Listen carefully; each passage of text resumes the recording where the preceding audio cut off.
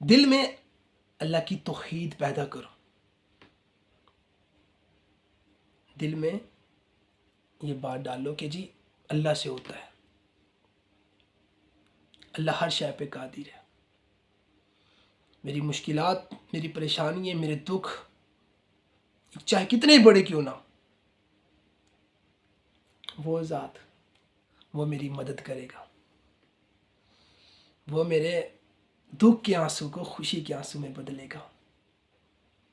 इस दिल को बोलो कि पुत्र घबरा ना। क्यों घबरा रहा है? क्यों डर रहा है? क्यों कमज़ोर पड़ रहा है?